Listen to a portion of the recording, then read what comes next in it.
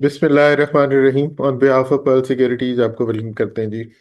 Last week KC100 index के chart को जैसे हम डिस्कस करते हैं उसको हमने काफ़ी डिटेल से डिस्कस किया। फिर एक राइजिंग वेज की फॉर्मेशन को हम लेके चल रहे हैं पिछले 2-3 वेबिनार से।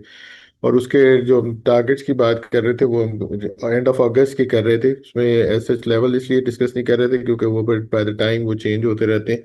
लेकिन अगेन कुछ हमने अपर साइड पे जो एरिया डिस्कस किए थे लास्ट वीक उसमें जो 148,000 और 149,800 के एरियाज थे वो मार्केट ने ब्रेक किए और फर्दर 1,51,261 का हाई टच किया।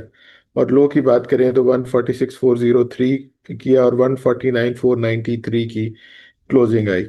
तो अदरवाइज बाकी चीज़ों को देखें तो हमने एक्सपोनेंशियल मूविंग एवरेज 13 और 48 डेज के क्रॉसओवर को भी डिस्कस किया था, जिसमें वॉच आउट लेवल्स भी डिस्कस किए थे, स्टॉप लॉस ट्रेल करने की बात की थी और अगेन डिसिप्लिन ट्रेडिंग की बात की थी। मार्केट एक ट्रेंडिंग मूव में चल रही है, बट अगेन जो हम उस जो राइजिंग वेज को डिस्कस कर रहे हैं उसके सपोर्ट को भी मार्केट ने इस दफ़ा टच किया और फिर वहां से कुछ रिवर्सल भी हमने देखी। मार्केट में थोड़ी वॉलेटिलिटी रही है सेक्टर वाइज स्क्रिप्ट वाइज भी। बट गोइंग फॉरवर्ड अब चीज़ों को आगे फर्दर हम देखते हैं, टेक टॉक में फर्दर चीज़ों को डिस्कस करते हैं। तो डायरेक्टली टेक टॉक की तरफ चलते हैं, जमशेद की तरफ चलते हैं और फर्दर चार्ट्स को देखते हैं। तो ओवर टू जमशेद जी। जी अस्सलाम वालेकुम। वालेकुम अस्सलाम। अच्छा जी, मार्केट के अंदर जो टेक टॉक का हमने प्रीवियस डिस्कशन की थी उसके ऊपर अपसाइड के ऊपर जो लेवल्स हाईलाइट किए थे उन्होंने inline with the view perform किया है। अपसाइड के ऊपर जो हमने मंडे का सेशन देखा था, ये जी 18 अगस्त को, यहाँ पे जो इमीडिएट बेसिस के ऊपर हमारा हर्डल एरिया था वो मार्केट ने चैलेंज किया और नेक्स्ट डे के अंदर ही ट्यूसडे को हमने ये दो सेशन वॉच आउट के डिसाइड किए थे कि यहाँ पे अब थोड़ा सा डिसिप्लिन रहेंगे, क्योंकि डाउन साइड के ऊपर मार्केट ने जो क्लोज किया था प्रीवियस वीक फ्राइडे को, तो उसके ऊपर क्योंकि जो स्पोर्ट एरिया था वो काफ़ी नंबर में छोटे नंबर बनते थे और उसी के ऊपर ये भी डिस्कस किया था काफ़ी डिटेल में कि यहाँ पे मार्जिन कम है के स्टैंडर्ड को, कि इसी एरिया में ही डिस्पाइट कि हमें तीन कंजेक्टिव सेशन रेड साइड के ऊपर क्लोज करता नजर आया था ट्यूसडे 12, 13 एंड 14 15 का। तो इसके बाद अप साइड के ऊपर हमें एक कंपलसरी था to keep the momentum going, जो बुलिश मोमेंटम है के स्टैंडर्ड का। तो वो अल्हम्दुलिल्लाह के स्टैंडर्ड अप साइड के ऊपर स्टार्ट किया मंडे का सेशन। तो थ्रू आउट द डे ही वहाँ पे हमने ग्रीन प्रायोरिटी के अंदर ट्रेड करते देखा और अगेन फर्दर एक्सटेंडेड मूव की तरफ भी गया। अब जो राइजिंग वेज, जैसे ब्रीफली सर ने डिस्कस कर दिया कि उसका जो अपसाइड के ऊपर हमने रेजिस्टेंस एरियाज हाईलाइट किए थे, तो वो अगेन हम थोड़ा सा राइट अप के ऊपर देखें जो डेली क्लाइंट्स के साथ हाईलाइट करते हैं हम। तो इसका जो अपसाइड के ऊपर अगेन ये हमारा राइट अप है जी 22 अगस्त का। तो यहाँ पे भी जब के स्टैंडर्ड ने फर्स्ट टाइम आके 21 अगस्त को यहाँ पे केस हंड्रेड ने जो एक रिजेक्शन की कैंडल पोस्ट की थी जी जी 20 अगस्त को, 820 पॉइंट्स केस हंड्रेड ने डे ओवर डे बेसिस पे इंक्रीज जरूर किया था, लेकिन यहाँ पे थोड़ा सा अगर इसको जूम इन करके देखेंगे तो एक आइडियली एक इन्वर्टेड हैमर की फॉर्मेशन थी। तो इसके बाद जो 22 अगस्त का हमारा राइट अप था, यहाँ पे डिस्कस किया था कि अपसाइड के ऊपर इमीडिएट हर्डल एरिया जो है या इमीडिएट रेजिस्टेंस एरिया है वो स्टिल इंटैक्ट है, वो रीगेन होना कंपलसरी है। डाउन साइड के ऊपर जो इमीडिएट सपोर्ट एरिया था वो 149,900 का था, कि ये अगर ब्रीच होता है तो फिर हम एक जो डे का बॉटम है अराउंड 148,600 से 148,300 का, उसकी तरफ पॉसिबल है मूव करते नजर आए। तो उसी तरह ही जैसे राइट अप पे हाईलाइट किया था मार्केट ने, डाउन साइड के ऊपर हमें दोबारा से एक डाउन साइड का मोमेंटम जो स्टार्ट किया उसमें नीतिशील जो सपोर्ट एरिया था वो वायलेट हुआ और डाउन साइड के ऊपर प्रिसाइज जो लेवल राइट अप के ऊपर हाईलाइट किया था उसी के पास ही लो पोस्ट किया और वहां से फिर अप साइड के ऊपर रिकवरी के अंदर क्लोज करता नजर आया केस हंड्रेड। अब लास्ट सेशन के ऊपर अगेन जो हमारा राइट अप था उसके ऊपर अपसाइड के ऊपर 149,900 से लेके 150,400 का एज ए हर्डल एरिया बताया गया था कि यहाँ पे अब इसको रीगेन करेगा कंपलसरी है टू रीगेन द मोमेंटम, या अपसाइड के ऊपर जो एक हमें स्लाइटली प्रॉफिट टेकिंग मिली है 1 से 2 सेशन में, उसको काउंटर करने के लिए। तो वो खैर हमने लास्ट सेशन के अंदर उन्हीं एरियाज में हाई पोस्ट होते देखा, लेकिन वहां से फिर अगेन रिएक्टिव नोट के ऊपर केस ने क्लोज किया। अब राइजिंग वेज की फॉर्मेशंस को देखें या इसके ऊपर जो डेटा अभी तक डेवलप हुआ है, तो मेजर चेंजेस नहीं है, वही एक जो प्रीवियस वीक के अंदर हमारा व्यू था कि डाउन साइड के ऊपर मेजर जो स्पोर्ट एरियाज हैं वो तो काफी डीपर साइड के ऊपर हैं। वो जो ट्रेंड लाइन की मैं बात कर रहा हूँ, ये जो थिक कलर की हाई हायर लो पोस्ट हुआ था फ्राइडे जून 2025 में, इन 2 पॉइंट्स को कनेक्ट करके डेवलप करें तो इसका जो डाउन साइड के ऊपर पोटेंशियल सपोर्ट एरिया है वो काफी नीचे है, करंट क्लोजिंग से 8-9 हज़ार पॉइंट्स बनते हैं। तो उससे पहले वॉच आउट लेवल्स वही इमीडिएट बेसिस के ऊपर हम एक तो आगे स्लाइड्स के ऊपर मूविंग एवरेजेस का बिहेवियर भी देखते हैं, और प्राइस एक्शन के ऊपर ये जो दो सेंडिंग ट्रेंड लाइन और सेंडिंग ट्रेंड लाइन का resistance and support area develop हुआ है, इसके अंदर काफी अच्छे से केस हंड्रेड एक्ट करता नजर आ रहा है। और यहाँ पे भी आप देखेंगे तो इसके पास आके केस हंड्रेड ने इस टाइम के ऊपर, this was the first time, again this was second time, और ये this was the third time यहाँ पे हमें बाउंस करता नजर आ रहा है। लेकिन आपके स्टैंडर्ड को मेरे ख्याल में to regain the bullish momentum, या जो एक मोमेंटम के स्टैंडर्ड कंटिन्यू करता नजर आ रहा है प्रीवियस कुछ वीक से, तो इसको फर्दर एक्सटेंड करने के लिए अपसाइड के ऊपर एक स्टैंडिंग ट्रेंड लाइन का जो हमने एरिया डेवलप किया है इसको जाके रीगेन करना कंपलसरी है, क्योंकि जैसे सर ने भी डिस्कस किया है, क्योंकि इसका एपेक्स पॉइंट अब करीब आता जा रहा है। अब अगेन थोड़े से लेवल सब्जेक्टिव होंगे आगे अपसाइड के ऊपर रेजिस्टेंस एरियाज के, क्योंकि जैसे जैसे के स्टैंडर्ड टाइम स्पेंड कर रहा है तो अपसाइड के ऊपर लेवल थोड़े से फर्दर एक्सटेंड होते नजर आ रहे हैं। और अब इमीडिएट बेसिस के ऊपर जो एरिया हर्डल कमिंग वीक के अंदर रहेगा वो वही 1,51,300, 1,50,400 का होगा, 1,000 पॉइंट्स की विंडो बनती है। तो यहाँ से अपसाइड के ऊपर केस स्टैंडर्ड अगर रीगेन करके सस्टेन करता है तो फिर लाइकली है ये सस्टेनिंग ट्रेंड लाइन का जो अपसाइड के ऊपर चैनल का एरिया है 153,800 से 154,000 के एरिया उसकी तरफ मूव करे। लेकिन उससे पहले मेरे ख्याल में जो डाउन साइड के ऊपर क्योंकि जो ट्रेंड क्लोजिंग है वो इसी इमीडिएट सपोर्ट एरियाज के आसपास क्लोज किया केस हंड्रेड ने, तो इसको ज्यादा वैल्यू करना चाहिए यहाँ पे। अब इसको थोड़ा सा वॉच आउट केयरफुली देखना चाहिए कि डाउन साइड के ऊपर अगर ब्रेक करता है तो फिर डाउन साइड के ऊपर थोड़ी सी डीपर करेक्शन की तरफ केस हंड्रेड मूव करता नजर आ सकता है। अच्छा जी, अब स्ट्रेट अवे स्टिल बाय कोई सेल कॉल जनरेट नहीं हुई। जो कॉशियस पॉइंट्स हैं डाइवर्जेंसेस के ऊपर देखते हुए जो प्रीवियस वीक में डिटेल में डिस्कस किए थे, उनके बावजूद भी मेरे ख्याल में स्टिल मार्केट के अंदर जो स्ट्रक्चर है वो स्टिल बुलिश साइड के ऊपर ही है, क्योंकि अभी तक जो हमने लास्ट सेशन में भी एक बॉक्स की बात की थी, इस तरह करके ये एक एरिया बनता है केस हंड्रेड का अभी के लिए इमीडिएट बेसिस के ऊपर, और ये एरिया अपसाइड के ऊपर कोई रिजाइड करता है 1,48,400 फर्स्ट सपोर्ट एरिया होगा, और फिर डाउन साइड के ऊपर 1,46,400 का।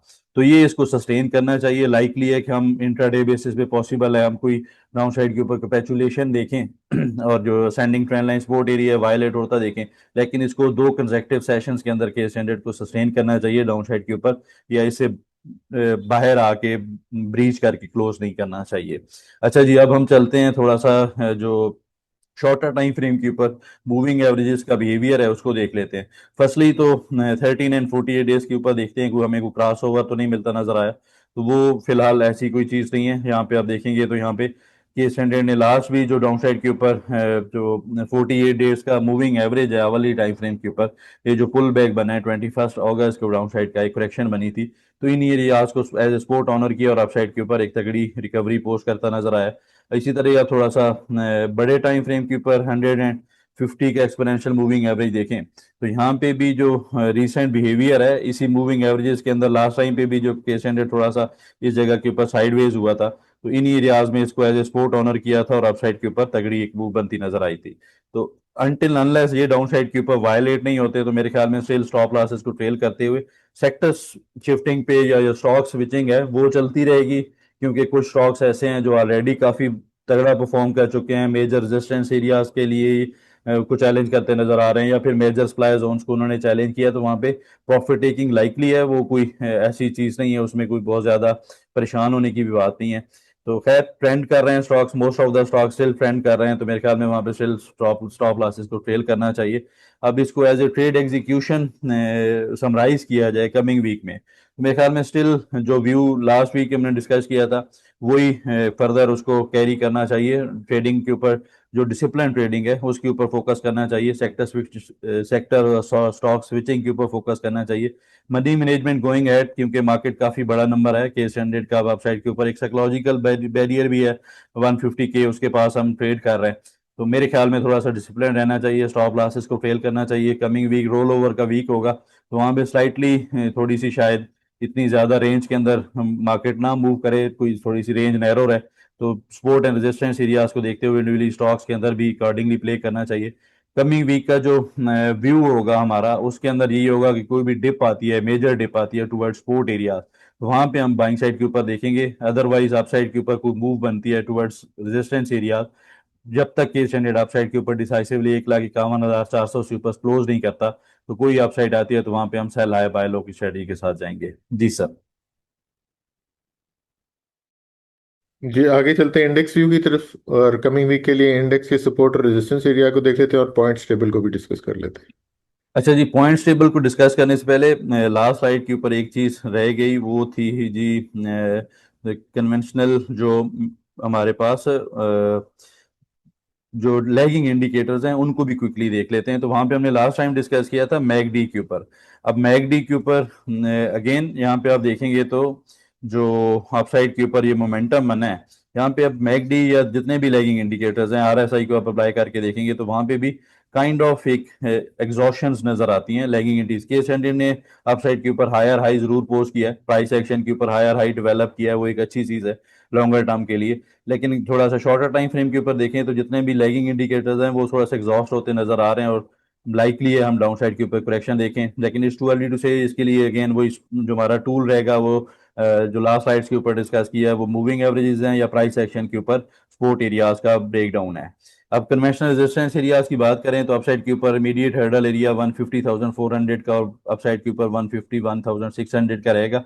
और डाउन साइड के ऊपर इमीडिएट सपोर्ट एरिया 148,400 से 146,500 का होगा। और शॉर्ट टर्म का स्टॉप लॉस मेरे ख्याल में 145,300 का रखा जा सकता है। और ये जब तक कोई डिसाइसिवली डाउन साइड के ऊपर वायलेट नहीं करता केस 100, तो टिल दैट टाइम मेरे ख्याल में सिलेक्टिव स्टॉक्स के अंदर बाइंग मोमेंटम आगे बनता रहेगा। जी सर। जी आगे ट्रेड प्लान फॉलोअप की तरफ चलते हैं और ट्रेडिंग जर्नल को डिस्कस कर लेते हैं। अच्छा जी, जो लास्ट वीक के अंदर हमारे टॉपिक्स थे उनको डिस्कस करने से पहले जो हमारी ओपन ट्रेड्स थी उनको फर्स्टली देखते हैं। जो लास्ट मंथ हमारे कुछ ओपन ट्रेड्स नहीं, मोस्ट ऑफ द स्टॉक्स अल्हम्दुलिल्लाह लास्ट मंथ के अंदर ही उन्होंने अपने टारगेट्स कंप्लीट किए थे। एंग्रो होल्डिंग्स के ऊपर जो हमारा लास्ट एनालिसिस था, ये किसने अपना इनिशियल ब्रेकआउट विटनेस किया है तो इसको स्टॉप लॉस शेयर करना चाहिए। अभी के लिए जो इसका अपसाइड के ऊपर मोमेंटम बना है, अगेन इसने इनिशियली जो टारगेट्स थे वो कंप्लीट कर चुके हैं और फर्दर भी अब मूव करता नजर आ सकता है। मेरे ख्याल में स्टॉप लॉस को भी ट्रेल किया जा सकता है, या किसी ने टारगेट्स के ऊपर हमने इसके जो हाईलाइटेड टारगेट था हमारा 225 का था, 215 से 225 रुपए के टारगेट से राउंडली कोई 9% 10% का गेन पोस्ट हुआ है। अगेन 925 रुपए से ऊपर एक कंसोलिडेशन का ब्रेकआउट बनेगा तो स्टॉप लॉस फेल किया जा सकता है, तो 206 रुपए के स्टॉप लॉस के साथ। अच्छा जी, नेक्स्ट जो स्टॉक था एफसीसीएल, लास्ट वीक तक हमारी ये ओपन ट्रेड थी, इसने भी अपसाइड के ऊपर लास्ट वीक में काफी अच्छा परफॉर्म किया है। ब्रेकआउट्स ऑलरेडी इसके अंदर लास्ट वीक के अंदर भी हाईलाइट किए थे कि इनिशियल ब्रेकआउट बन चुका है, तो ट्रेलिंग स्टॉप लॉस के साथ होल्ड करना चाहिए। कुछ 19% मूव अपसाइड के ऊपर किया है, और लास्ट फिर 3 सेशंस के अंदर कुछ करेक्शंस नजर आई हैं। तो मेरे ख्याल में इसका भी कोई भी डिप आती है तो इनिशियली टारगेट जरूर हिट हुए हैं, किसी ने भी अपसाइड के ऊपर प्रॉफिट्स बुक किए हैं, तो कोई डिप आती है टुवर्ड्स 48-47 रुपीज, तो वहां पे अगेन बैंक साइड के ऊपर एंट्रीज को प्लान किया जा सकता है। नेक्स्ट स्टॉक जी था वेव्स। अच्छा, वेव्स के ऊपर जो हमारा लास्ट एनालिसिस था कि इसको स्ट्रॉन्ग होल्ड करना चाहिए और एग्रेसिव एंट्रीज के लिए थोड़ा सा वेट किया जा सकता है। वहां पे जो ब्रेकआउट्स हैं वो अगर बनेंगे तो वहां पे फिर अकॉर्डिंगली ट्रेड करना चाहिए। अब इसने भी स्पोर्ट एरियाज जो हाईलाइट किए थे वहां से अपसाइड के ऊपर मूव किया, और जो अपसाइड के ऊपर प्रिसाइजली इस राइटअप को आप देखेंगे तो जो रेजिस्टेंस एरियाज कह लें या जो हमारा जोन था वो 8 रुपये 80 पैसे से 9 रुपये 60 पैसे का था।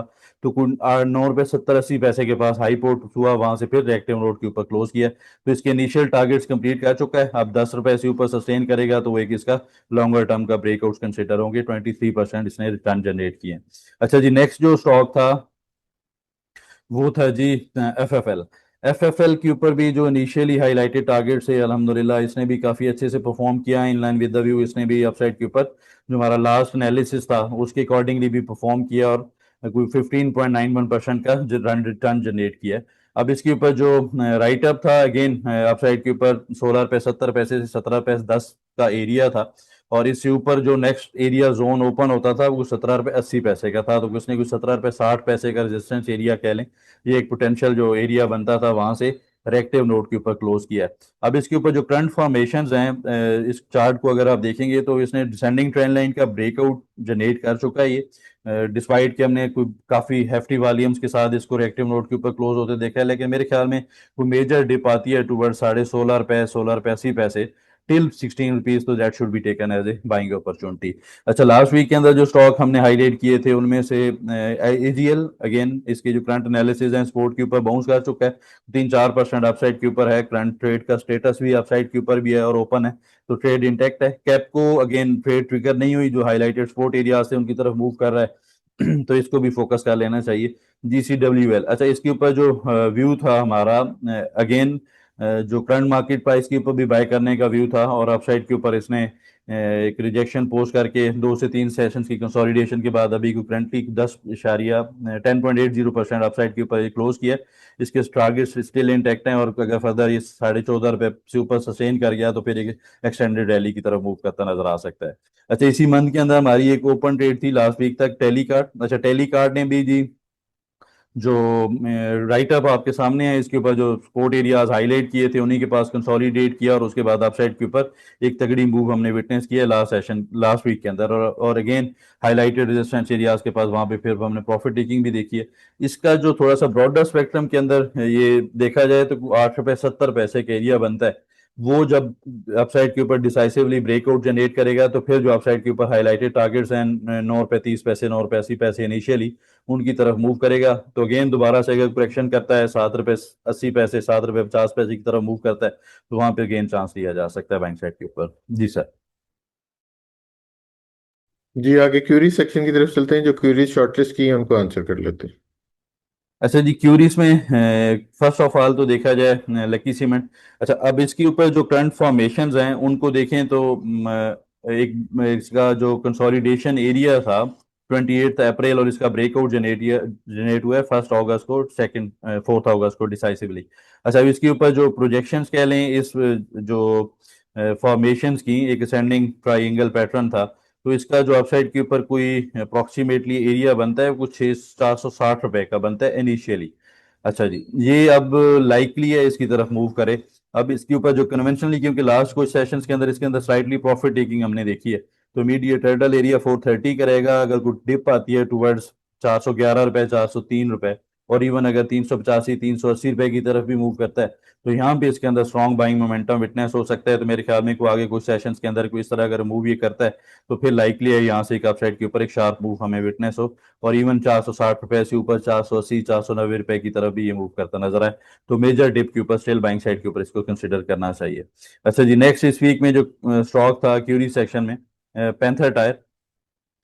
अच्छा, PTL के ऊपर अच्छा ये इसका जो चार्ट है, थोड़ा सा हिस्टोरिकल इसका जो हमारा व्यू था, इसके ऊपर जो स्पोर्ट स्टॉप लॉस हाईलाइट किया था हमने कोई अराउंड अक्टूबर 2024 में, इसको एज ए टॉपिक इंक्लूड किया अपसाइड के ऊपर, इसके टारगेट्स जो थे वो अचीव होके अगेन इसने जो करेक्शन की थी वहां पे भी अल्हम्दुलिल्लाह इसने जो स्टॉप लॉस हाईलाइटेड था वो ऑनर किया, अपसाइड के ऊपर अगेन अब मूव करता नजर आ रहा है। अब इसके ऊपर इसको स्क्रैच से स्टार्ट करते हैं, और जो हमारा करंट एक स्ट्रक्चर बनता नजर आ रहा है, एक तो पोस्ट जो रैली है एक कंसोलिडेशन है, उसके बाद लाइकली है कि ये अपसाइड के ऊपर, क्योंकि इसने डे ओवर डे बेसिस के ऊपर देखा जाए या फिर वॉल्यूम्स का भी बेहतर बिहेवियर है, और इस बॉक्स का ब्रेकआउट भी ये कमिंग वीक के अंदर पॉसिबल है जनरेट कर दे, तो वंस ये इसको रीगेन करता है, ये एरिया को प्रिसाइजली रिजाइड करता है जी 53.61 का, करंट क्लोजिंग से कुछ 1.5 रुपया 1 रुपया 60 पैसे ऊपर है ये एरिया।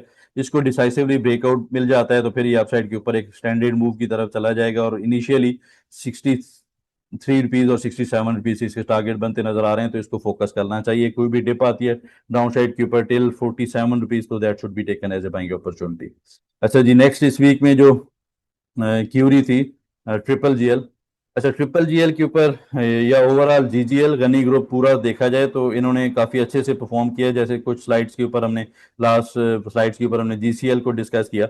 अब इसके ऊपर हमारा जो एक ओपन ट्रेड थी उसको हम देखें तो जी ये को हमने लास्ट मंथ में डिस्कस किया था इसको। हाँ जी, ये कुछ जुलाई शुरू का जो वीक था जुलाई का, वहां पे इसको एज ए टॉपिक इंक्लूड किया। और अगस्त टू जो 2 अगस्त का हमारा रिव्यू था कि इसके इनिशियल टारगेट्स कंप्लीट हो चुके हैं, तो इसको ब्रेकआउट के लिए वॉच आउट लिस्ट में रखना चाहिए, और कभी भी ब्रेकआउट बनता है तो वहां पे एग्रेसिव एंट्रीज को प्लान किया जा सकता है। तो इसने अगेन वहां से अब थोड़ा सा साइडवेज कंसोलिडेट किया, अगेन वही जो डाउन साइड के ऊपर हमारी पहले जो स्टांस था या जो बाइंग रेंजेस हाईलाइटेड थी 9 रुपये 10 पैसे का एरिया, तो इसने कोई इसी एरिया के पास ही लो पोस्ट किया 9 रुपये 20 पैसे के पास, वहां से अपसाइड के ऊपर एक हाइपर मूव के अंदर नजर आता है। अब गोइंग फॉरवर्ड अगर अपसाइड के ऊपर इसकी मूव देखी जाए, तो मेरे ख्याल में इसको स्टिल स्टॉप लॉस के साथ ट्रेल करना चाहिए। इनिशियली 12 रुपये 80 पैसे इसके इमीडिएट बेसिस के ऊपर कमिंग वीक के अंदर जो फर्स्ट सेशन होगा वो एक हर्डल एरिया जरूर है, लेकिन लाइकली है ये अपसाइड के ऊपर जो फिब लेवल्स हैं उनको चैलेंज करता नजर आया, और वो जो इसका अपसाइड के ऊपर एरिया पहला रिजाइड करता है कि वो 14.5 रुपये 14 रुपये 80 पैसे 70 पैसे के पास का एरिया। तो स्टिल इसके अंदर परसेंटेज वाइज पोटेंशियल है, तो इसको स्टिल मेरे ख्याल में स्टेलिंग स्टॉप लॉस साथ होल्ड करना चाहिए।